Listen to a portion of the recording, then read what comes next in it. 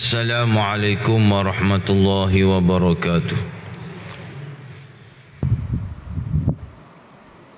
A'udzu billahi minasyaitonir rajim. Bismillahirrahmanirrahim. Alhamdulillahi rabbil alamin. Wassalatu wassalamu ala asyrafil anbiya'i wal mursalin. Sayyidina Muhammad wa ala alihi wa sahbihi ajma'in.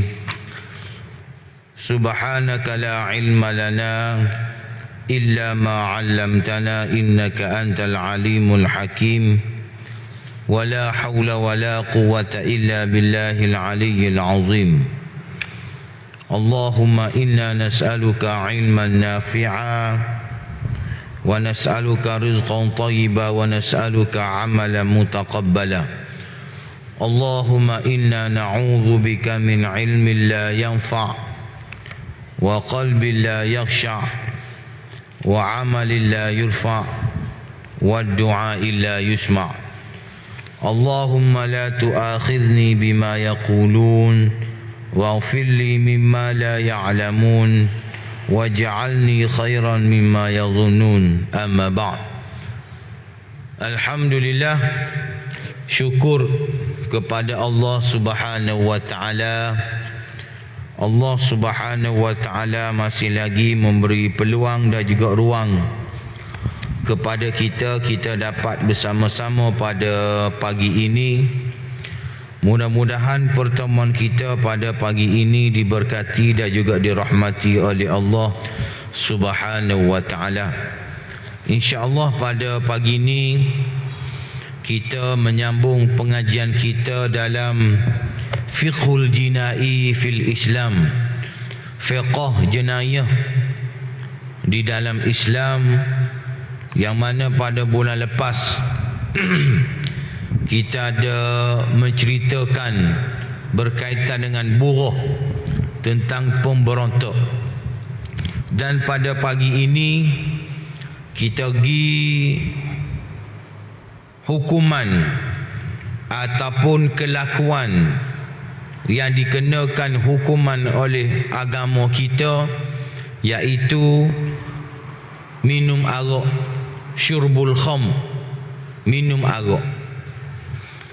Arak ni sebagaimana dalam kitab yang hamba bawa ni, dia kata arak ialah minuman yang memabukkan. Dalam bahasa Arab dinamakan kham, berasal daripada kata khamara, artinya menutupi. Seseorang yang minum arak ataupun khamar, biasanya ia mabuk, hilang akal fikiran, tertutup jalan kebenaran, dan ia lupakan dirinya dan lupakan Allah Subhanahu wa taala. Sebab tu ambil daripada fi'il madhi khamara. Fi'il madhi khamara yang bermaksud tutup. Kerana bila minum arak dia akan tutup akal fikiran kita, akan tertutup jalan-jalan kebenaran, dan dia akan lupa diri dia dan lupakan Allah Subhanahu wa taala. Minum arak hukumnya adalah haram, sama ada sedikit ataupun banyak, mabuk ataupun tidak, kecuali ketika darurat. Dan arak itu adalah najis ainnya. Firman Allah Subhanahu wa taala, ya ayyuhalladzina amanu innamal khamru wal maisiru wal ansabu wal azlam rijsun min amali syaitan fajtanibuh la'allakum tuflihun. Arak ni sama ada sikit ataupun banyak, mabuk ataupun tidak, kecuali ketika darurat. Bukan darurat lah ni, tidaklah. Ni darurat daripada segi syarak. Darurat daripada segi syarak. Masuk dalam hutan ke ataupun sesak di mana-mana yang tidak ada makanan dan juga minuman yang halal. Yakin dah tak ada. Bila yakin tak ada hak halal, minuman hak halal, maka syarak membenarkan untuk kita menggunakan ataupun meminum minuman-minuman yang haram sekadar untuk hidup, dan juga memakan makanan yang haram mengikut orang panggil keperluan untuk hidup. Itu masuk darurat. Dalam bab ni arak, bila darurat boleh minum. Tapi hukum asalnya adalah haram, sebagaimana ayat yang membaca ni daripada suratul Maidah ayat 90. Dalam qanun jenayah syar'iyah, seseorang yang telah sabit kesalahannya minum arak atau sebarang minuman yang memabukkan, sama ada dia mabuk ataupun tidak, wajib dikenakan hukuman sebat tidak lebih daripada 80 kali sebatan dan tidak kurang daripada 40 kali sebat. Hukuman ini adalah berdasarkan dalil hadis Nabi sallallahu alaihi wasallam yang diriwayatkan daripada Sayyidina Ali bin Abi Talib. Jalada Rasulullah sallallahu alaihi wasallam 40 wa Abu Bakr 40 wa Umaru 80 wa kullu sunnatun wa hadza ahabbu ilayya atau kama qala. Rasulullah sallallahu alaihi wasallam telah menyebat orang yang minum arak sebanyak 40 kali sebatan. Nabi sebat sebanyak 40 kali sebatan. Dan Sayyidina Abu Bakar pula telah menyebat sama juga sebanyak 40 kali sebatan. Dan Sayyidina Umar menyebat sebanyak 80 kali sebatan. Semuanya adalah sunnah Rasulullah sallallahu alaihi wasallam, dan ini yang lebih aku sukai. Untuk mensabitkan kesalahan seseorang minum arak adalah tertakluk di bawah 3 sebab. Yang pertama, minuman yang diminum itu khamar, iaitu minuman yang memabukkan dan yang menghilangkan akal fikiran manusia. Memek arak ataupun minuman yang memabukkan. Yang kedua, orang yang minum arak itu mengetahui bahawa minuman yang diminumnya tadi memabukkan dan menutup akal fikirannya. 2. Yang ketiga, sengaja melakukan kesalahan minuman yang memabukkan. Kalau ada 3 perkara ni, maka kita boleh sabitkan kesalahan itu dengan hukuman sebat sebanyak 80 kali sebatan. Seseorang yang minum arak yang boleh memabukkan, seseorang yang minum minuman yang boleh memabukkan dan ia tidak tahu bahawa dengan meminum minuman itu ia akan menjadi mabuk, tidak boleh dikenakan hukuman had ke atas orang yang minum minuman itu. Dia tak tahu arak dia minum, tiba-tiba mabuk, maka tidak boleh dikenakan sebatan sebanyak 80 kali. Sekalipun dengan sebab minum minuman tadi ia menjadi mabuk, tak tahu. Seseorang yang meminum minuman yang memabukkan dan ia menyangka bahawa minuman yang diminumnya itu bukan minuman yang memabukkan. Dia yakin bukan arak ni, dia minum, tiba-tiba arak. Tidak boleh juga dikenakan hukuman had ke atas orang yang meminum minuman itu. Tak boleh. Sebab apa? Sebab berlaku syubhah, berlaku kekeliruan. Seseorang yang tidak tahu bahawa arak itu haram, Dia ni kes yang ketiga ni dia tak tahu arak ni haram.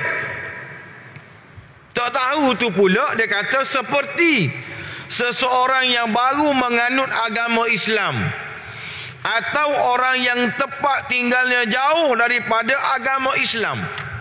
Dia tak tahu sungguh. Tak tahu tu sebab apa? Sebab dia baru peluk agama Islam. Ataupun dia ni duduk jauh daripada ulama. Duduk atas gunung. Duduk atas pucuk gunung. Dia tak tahu arak ni haram. Kalau jenis lagu ni tidak boleh dikenakan hukuman had, sekalipun ia mengetahui bahawa minuman yang diminumnya itu minuman yang memabukkan, kerana perbuatan mereka tidak boleh dianggap suatu perbuatan yang sengaja.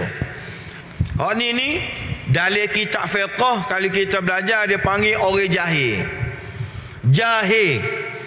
Orang jahil, orang tak tahu ni nak gelar ataupun kita nak kategorikan seseorang ni jahil ataupun tidak, dua tepat ataupun dua kaedah. Yang pertama, dia baru peluk agama Islam. Yang kedua, dia jauh daripada ulama.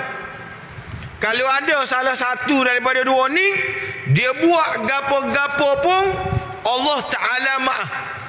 Agama kita maaf. Bukan dalam bab hukuman jenayah saja, tapi dalam bab-bab yang lain. Contohnya semaya. Semaya ni tak cakap betul semaya. Sebab apa tak cakap betul semaya? Kerana dia ni baru peluk agama Islam. Yang kedua, dia ni jauh daripada ulama. Sebab tu jauh daripada ulama ni kita kena jelas molek. Kelantan kita, tempat kita ni ada ke tempat yang jauh daripada ulama?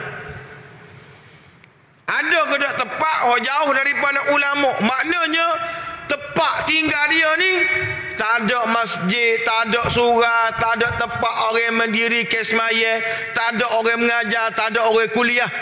Hak tu baru kategori jauh daripada ulama. Jangan kita guna ambo ni jahil. Apa duduk tepi masjid pada Pak Ahmad contoh. Ambo ni jahil, tengok-tengok duduk Kota Baru belakang Masjid Muhammadi. Duduk tepi Masjid Kabur Siri, Masjid Telipuk, Masjid Kota. Kawasan ustaz-ustaz ramai, ulama-ulama ramai, masjid-masjid hidup molek supaya pasir putih kita. Tiba-tiba dia jawab tak tahu. Dia jawab tak tahu. Maka bila dia jawab tak tahu, tiba-tiba dia dekat dengan ulama. Lepas tu pula peluk agama Islam lama dah. Maka agama tidak terima. Islam tidak terima alasan hak kata dia ni jauh. Kemarin kebetulan amo ngajar pagi Jumaat kemarin di Masjid Kota. Hamba ada tegur jemaah hamba. Hamba royak ramai orang-orang kita ni bila dia semaya, tangan dia selepas dia akad iktidal tu duduk berayung. Duduk berayung. Takbiratul ihram. Lepas tu takbir untuk rokok. Sami Allahu liman hamidah tu bila dia lepas tangan tu berayung pakai belakang. Berayung tu banyak kali berayung lagu ni jadi tangan duk geruk lagu ni. Cuba nganak terbang.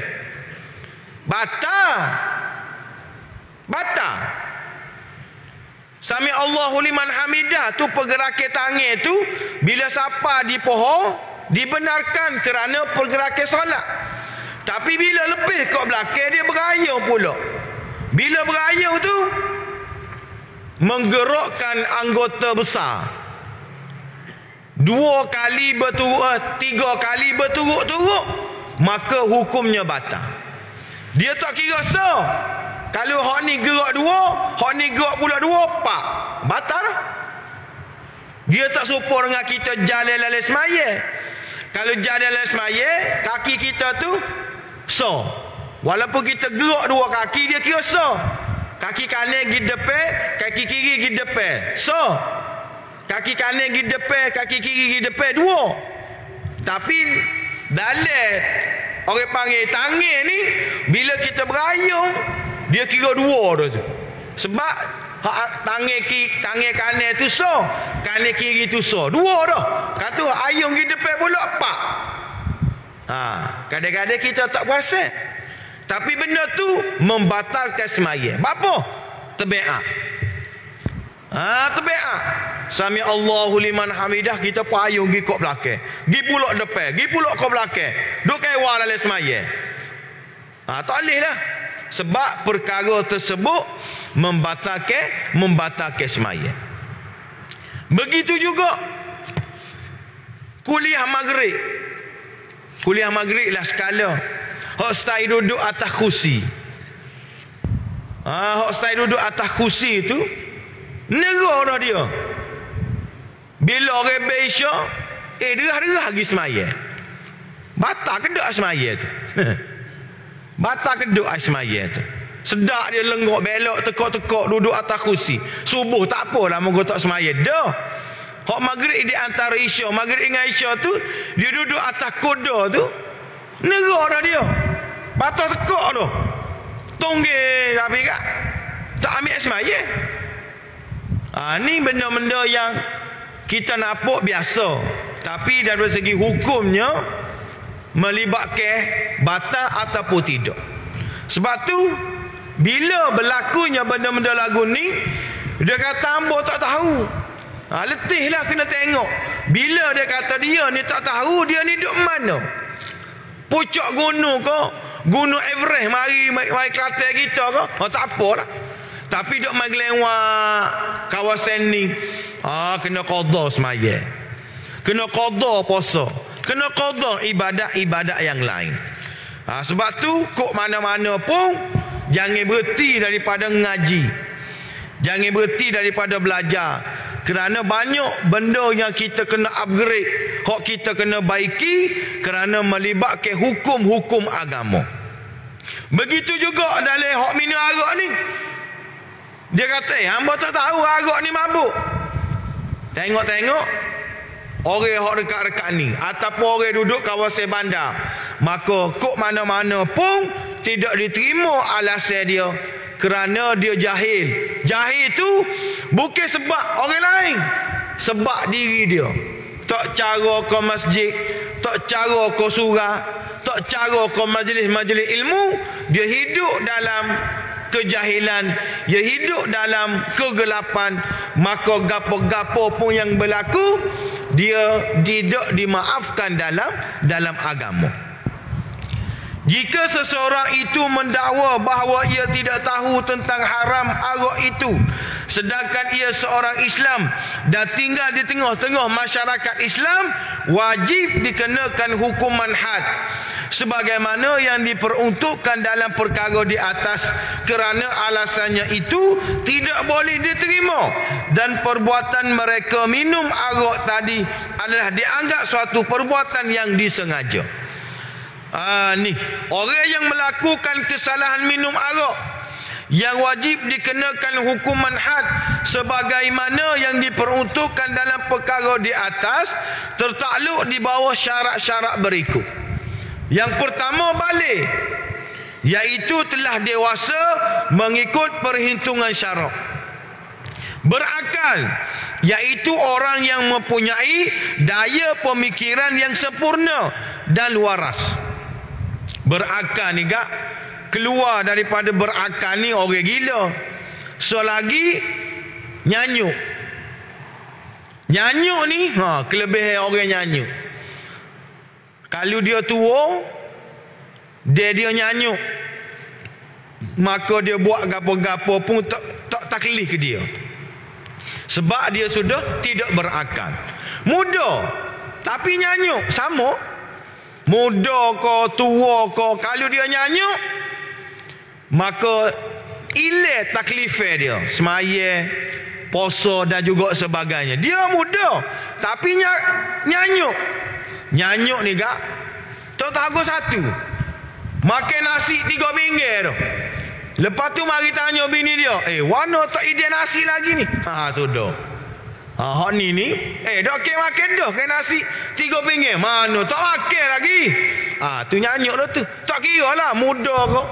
Bila dia nyanyuk, tak kira muda ataupun tua, maka dia dimaafkan. Sebab dia ni tidak taklif, kerana orang panggil tidak berakal. Bukan gila je tidak berakal ni. Nyanyuk pun keluar daripada zon berakal.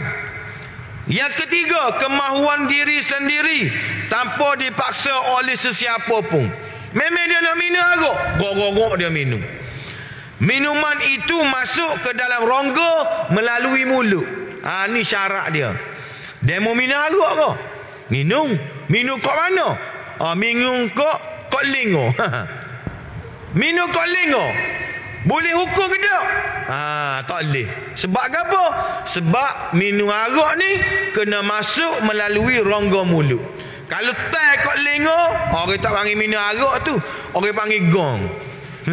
Orang panggil gong. Basi putih ni banyak gong ni. Gong tu, gong ni. Tu. Okey, tu orang panggil antara benda-benda yang berkaitan dengan arak. Dan saksi daripada pihak pendakwa dan juga penuduh mestilah terdiri daripada 2 orang lelaki yang mempunyai syarat-syarat yang cukup sebagaimana yang diperuntukkan dalam perlembagaan. Nak sabitkan orang minum arak ni, yang pertama dengan syahadah, dengan kesaksian. Yang kedua saksi, maknanya ada saksi. Aku tengok si A dan juga si B ni minum arak. Ataupun yang kedua, iqrar, kemahuan dia. Pengakuan dia. Dia mari jumpa dengan Tok Imam, kata ambo ni minum arak ni. Jadi nak tahu dia ni minum arak ataupun tidak, dia kena juruh menang. Kena juruh kerana pertama, kalulah ada saksi, kita tengok dia mari jumpa kita, dia kata orang tu minum arak, tapi syarat dia kena 2 orang lelaki. Kalulah 5 orang perempuan, tak ada seorang hambuk jatuh, maka penyaksian dia tidak diterima. Kok mana-mana pun dia nak 2 orang lelaki.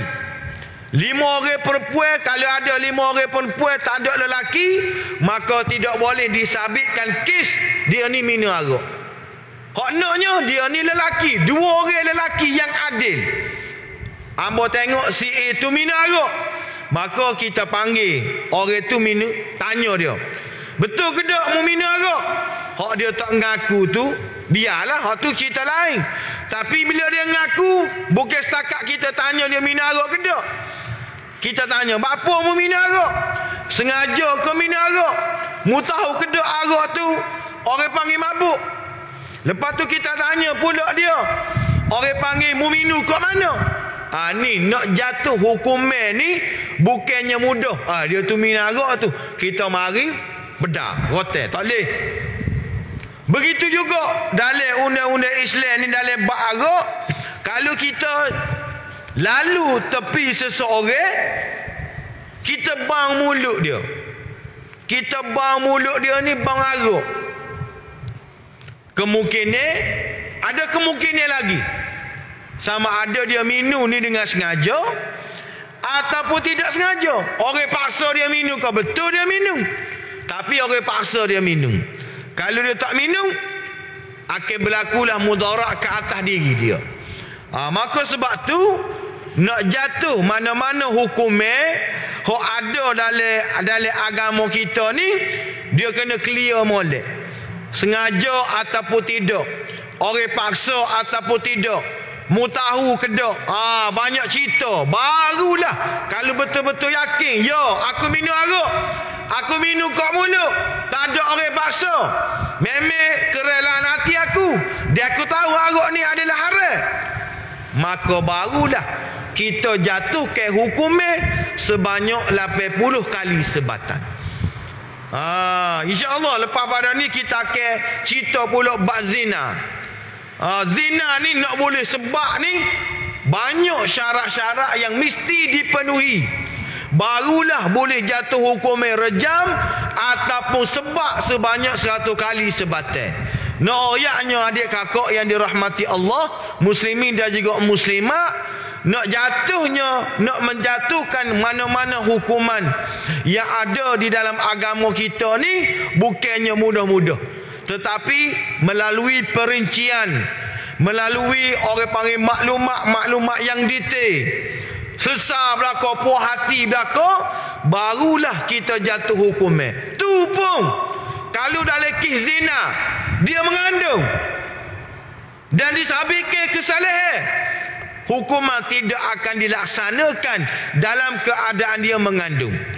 Mubalik dulu, sesar dulu, tubik anak beranak, lepas habis orang panggil habis patah, barulah kita akan laksanakan hukuman sebab ataupun rejam. Nak rayaknya undang-undang Islam ni dia bukan nak menggerungkan manusia, tidak, tetapi dia nak ajar manusia supaya takut kepada Allah Subhanahu wa taala. Nak jatuh hukumnya tu payah, nak kerak tangan orang curi, dia ada nisab dia ada macam-macam perkara. Kalau kita belajar dalam ni sesar belaka, barulah kerak tangan. Nak ayatnya undang-undang Islam ni dia nak ajar kita takut kepada Allah, gerung kepada Allah, tidak menyakitkan, tidak memberi mudarat kepada manusia, tidak, tetapi nak ajar manusia supaya takut kepada Allah Subhanahu wa taala. Apabila kita menyebut tentang kesalahan minum arak, maka tidak dapat tidak dia akan berkaitan rapat dengan orang panggil kes pemandu mabuk. Kes pemandu mabuk, kita alhamdulillah, kita di Kelantan ni arak terkawan. Kerana arak ni kita benarkan kepada premis orang-orang bukan Islam. Judi orang Islam pun arak haram, orang bukan Islam pun haram. Tapi dalam bab arak, orang Islam haram minum, manakala orang-orang bukan Islam, kerajaan kita bagi premis yang terhad, tidak boleh jual secara terbuka. Maka alhamdulillah arak kita ni orang panggil terkawal. Sebab tu Kelantan tak ada kes pemandu mabuk langgar orang awal di jalan raya, tak ada, alhamdulillah, kerana jualan arak kita terkawal. Tetapi kita lihat bagaimana berlaku kepada negeri-negeri yang lain. Sebagai contoh, negeri hak besar-besar, Kuala Lumpur, Johor Bahru dan negeri-negeri yang lain, yang mana tidak ada undang-undang yang ketat. Tidak ada undang-undang yang ketat berkaitan dengan penjualan arak. Dan kita lihat bagaimana kalau kita pergi ke luar Kelantan, di 7-Eleven pun ada jual arak. Jeng pening orang Islam hok jual di 7-Eleven, dia orang Islam. Tapi bila orang bukan Islam nak minum arak, dia minta dia ambil, ataupun dia ambil arak, dia je kena bayar, bukan dia menerima bayaran sebab dia cashier. Maka bila jadi lagu tu, dia akan melibatkan hukum. Sebab tu Mufti Wilayah Persekutuan hak dulu, hak Menteri Agama lah ni, dia sudah jawab hukum orang Islam bekerja di kedai sebaneka, sama ada 7-Eleven ke mana-mana, tak kira lah, yang ada arak, maka kalulah dia yang menjalankan transaksi jual beli, Dia tak punguh arak. Cuma bila orang Bukit Islam ni beli arak, dia kena terima bayaran tersebut. Memang dia, maka pekerjaannya adalah haram. Haram. Sebab arak ni Nabi sebut dalam hadis 7 perkara yang menyebabkan dia haram. Dia minum, dia jual, dia bawa, dia hidang, dia terima bayaran, macam-macam 7 perkara. Maka orang yang kerja di Kedah Sebenarnya ni, kecuali Kelantan kita lah, maka dia kalau betul-betul transaksi itu berlaku, maka hukumnya haram. Beza dengan supermarket. Orang kerja supermarket ni beza. Kerana supermarket ni dia ada bahagian tu, ada bahagian ni, ada bahagian tu. Kalau dia duduk di bahagian arak ke haram. Tapi kalau duduk di bahagian lain, walaupun supermarket tu jual arak, dia duduk bahagian lain, cashier bahagian lain, maka gaji dia syubhah, tak haram lagi. Tapi kalau 7-Eleven, memang dia cokong 7-Eleven ni tak ramai kalau kita tengok. 2 orang je jaga shi dia nya dalam satu waktu. Kadang-kadang hok dalam duk awak kerja, hok luar ni dia ambil bayaran. Tiba-tiba orang Bukit Islam ambil arak dalam peti dia tu, kholok dia. Sudah. Maka hukumnya haram. Mana ni? Luar Kelantan. Kita alhamdulillah tak ada di Kelantan kita. Alhamdulillah juga kita lihat bagaimana apabila ada kesedaran yang timbul daripada Menteri Wilayah Persekutuan kita, orang terer kita ni, dia nak pindah balik penjualan arak di wilayah persekutuan. Dia nak buat undang-undang baru pula. Dia nak buat kemaskini balik. Kita lihat bagaimana dia sebut dalam akhbar, dia sebut kerana dia kata dia nak supaya jualan-jualan yang dijual sebelum pada ni di 7-Eleven dan juga Kedah Sebenarnya juga tidak ada. Maknanya dia nak ambil pendekatan sebagaimana kita buat. Kerana apa? Kerana pemandu mabuk ini orang panggil kuat sangat. Kes-kes kemalangan yang berlaku kepada pemandu mabuk kerana arak ni mudah diakses, mudah didapati oleh sesiapa pun, hatta orang Islam pun boleh minum arak. Kita lihat bagaimana antaranya dia kata menetapkan kedai runcit Sebenarnya dan kedai menjual obat tradisional Cina sekitar Kuala Lumpur tidak dibenarkan menjual minuman alkohol bermula 1 Oktober tahun hadapan. Hadapan ni bila? Iaitu tahun ni lah, 2021. Premis perniagaan menjual minuman keras yang memabukkan tidak dibenarkan beroperasi berhadapan dengan balai polis, rumah ibadat, sekolah dan juga hospital. Ini tindakan awal yang diambil oleh Menteri Wilayah Persekutuan kerana dia nampak bala yang ada apabila orang itu minum arak. Bila minum arak, dia mabuk. Bila dia mabuk, dia bawa kereta, maka dia akan langgar. Tak kira siapa. Hak terbaru, seorang lelaki yang berumur 41 tahun. Nama dia Irwan Herman Kamarudin. Umur 41, mati. Apabila kenderaan dipandunya dirempuh, kereta dipandu oleh peraih ikan yang berusia 42 tahun secara melawan arus dalam keadaan mabuk, dan kejadian itu berlaku pada pukul 9.20 malam. Tok Peraih kita royaklah sini, Tok Peraih Islam ke Bukit Islam ke, wallahu alam. Tapi Tok Peraih itu mabuk. Bila mabuk dia bawa secara melawan arus, dilanggar. Irwan Herman Kamarudin ni berumur 41. Allah yarham telah meninggalkan balu dan 2 orang anak. Anak dia umur 14 tahun, dia 8 tahun. bayangkan wal'iyadzu billahi min zalik kalau berlaku kepada keluarga kita. Wallahu wal'iyadzu billah. Anak umur 14, umur 8 tahun sudah menjadi yatim. Bini pula umur 42 tahun. Ni sebab apa? Kerana pemandu mabuk yang mudah untuk dia akses minum arak di mana-mana pun tempat dia berada. Maka sebab itu undang-undang yang ketat mesti dilakukan, mesti dilaksanakan oleh pihak kerajaan untuk membendung. Orang panggil kes-kes yang berlaku seperti ini yang cukup banyak.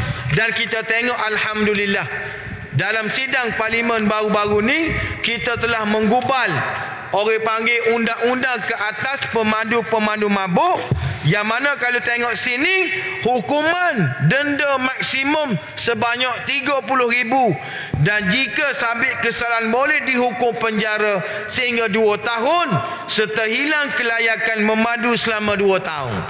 Walau bagaimanapun kita kena ingat, selagi mana dia tidak langgar, selagi mana dia tidak guna hukuman yang telah ditetapkan oleh agama kita, iaitu 80 kali sebatil, selagi itulah orang panggil kes pemandu mabuk ini tidak dapat diselesaikan dengan secara total dan juga menyeluruh. Kok mana-mana pun nak sesar masalah yang hukuman dia sudah ada di dalam Al-Quran, farudduh, dia kena kembali kepada Al-Quran dan juga As-Sunnah. Kok mana-mana tu formula dia, builah denda banyak mana, builah penjara banyak mana pun, mungkin ia membantu, tetapi nak hapuskan secara total, kok mana-mana pun kita kena yakin, kena mengikut apa yang telah ditetapkan oleh agama kita. Rasa cukup setakat tu dulu. InsyaAllah bulan depan kita ambil lagi banyak lagi hukuman-hukuman yang ada di dalam jenayah syariah kita, supaya kita pakak-pakak tahu dan kita pakak-pakak boleh ilmu. Minta maaf sebab lajak sikit. Aqulu qali hadza wa sazima li wa lakum. Wassalamualaikum warahmatullahi wabarakatuh. A'udzu billahi minasyaitonir rajim. Bismillahirrahmanirrahim. Alhamdulillahirabbil alamin wassalatu wassalamu ala asyrafil anbiya'i wal mursalin sayyidina Muhammad wa ala alihi wa sahbihi ajma'in. ربنا آتنا في الدنيا حسنة وفي الآخرة حسنة وقنا عذاب النار وصلى الله على سيدنا محمد وعلى آله وصحبه وبارك وسلم وآخر دعوانا أن الحمد لله رب العالمين.